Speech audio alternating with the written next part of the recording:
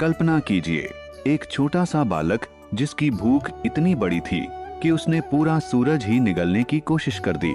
हाँ, वही बालक जो आगे चलकर राम भक्त हनुमान कहलाया। लेकिन क्या आप जानते हैं, उस एक शरारत के कारण पूरी सृष्टि संकट में पड़ गई थी।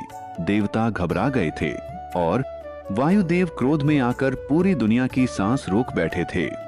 आज की कथा है महाबली हनुमान के अद्भुत बचपन की बाल लीला की। बहुत समय पहले किष्किंधा के पर्वतों और घने जंगलों के बीच रहती थी माता अंजना। वे भगवान शिव की परम भक्त थीं।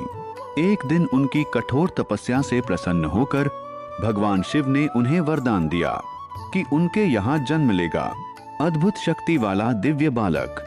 उसी समय वायुदेव के आशीर्वाद से माता अंजना के यहाँ जन्म हुआ एक तेजस्वी बालक का, जिसका नाम रखा गया हनुमान।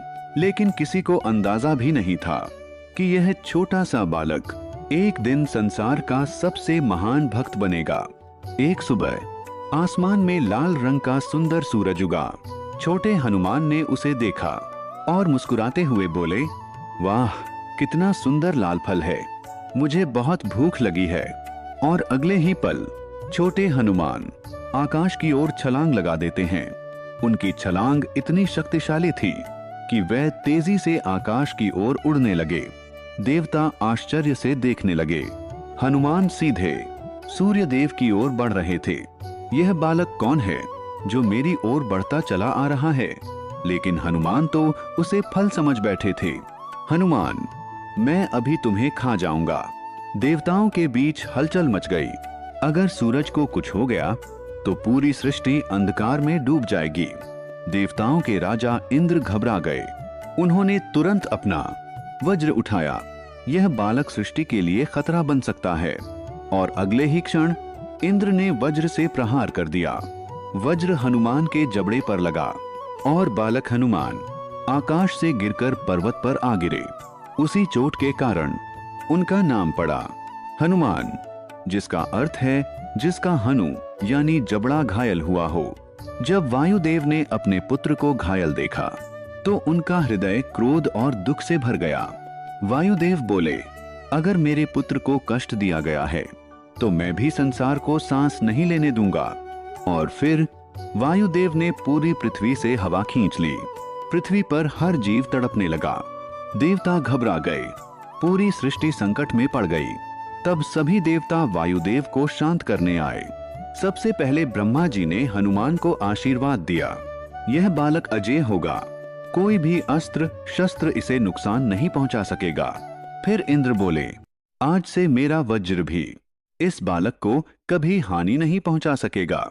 सूर्यदेव बोले, मैं इसे ज्ञान दूंगा, यह संसार का महान विद्वान बनेगा। और इस तरह देवताओं ने हनुमान को अद्भुत शक्तियों से भर दिया। देवताओं के वरदान मिलने के बाद गिरिराज पे पवन पुत्र सोए, वज्रा अघाट से चेतना खोए। देव आए वयु की स्तुति गाए, क्षमा प्रार्थना कृपा बरसाए। मिली ब्रह्म से अमर ज्योति, सूर्य ने दी ज्ञान की मोती। जय हनुमान ज्ञान गुण सागर, जय हनुमान जय जय निरंतर।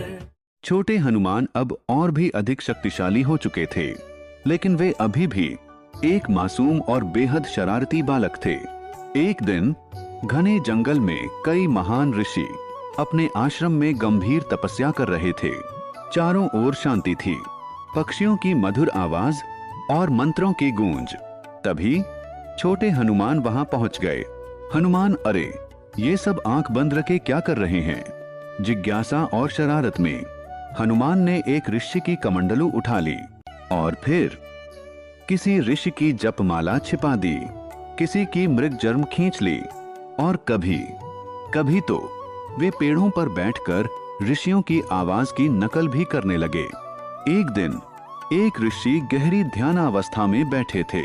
हनुमान धीरे से पीछे आए और उनकी दाढ़ी खींचकर भाग गए। ऋषि, अरे यह किसकी शरारत है? आश्रम के सारे ऋषि समझ गए कि यह शरारती बालक कोई साधारण बालक नहीं है, उसके अंदर अद्भुत शक्तियां छिपी हुई हैं। ऋषियों ने प्रेम से हनुमान को बुलाया।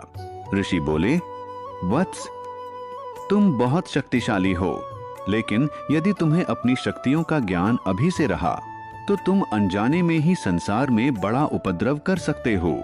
तब ऋषियों ने कहा, इसलिए हम तुम्हें एक वरदान देते हैं।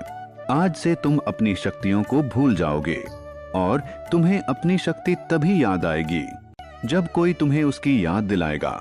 यह श्राप नहीं बल्कि एक आशीर्वाद था, क्योंकि इससे हनुमान विनम्र और भक्तिपूर्ण बने रहे।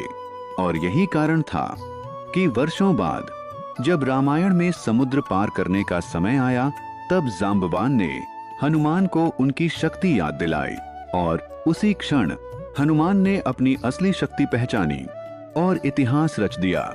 और यही कारण है कि आगे चलकर जब रामायण में समुद्र पार करने का समय आया, तब जांबवान ने हनुमान को उनकी शक्ति याद दिलाई। और वही बालक जिसने कभी सूरज को फल समझ लिया था, वही बना भगवान राम का सबसे महान भक्त। इस कथा से हमें एक गहरी सीख मिलती है। सच्ची शक्ति वही है जो विनम्रता और सेवा के साथ हो। और यही कारण है कि महाशक्तिशाली होते हुए भी हनुमान जी संसार के सबसे विनम्र भक्त बने। अगर आप भी हनुमान जी की भक्ति और शक्ति को प्रणाम करते हैं तो कमेंट में लिखिए, जय बजरंग बली।